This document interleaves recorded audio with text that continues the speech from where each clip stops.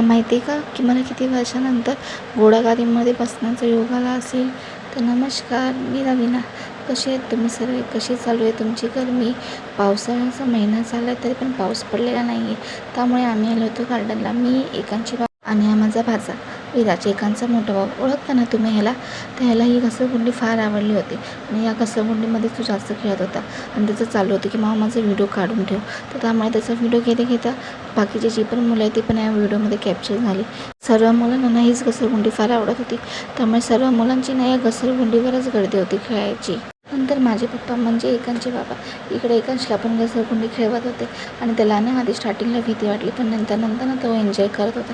त्याला इकडे असं घसरायला खूप मस्त वाटत होतं आणि इथे मी आणि एकांश निवांत बसलेलं आहे. खूप असं मला ना भारी वाटत होतं एकांसोबत एवढ्या दिवसानंतर बाहेर गेली म्हणून.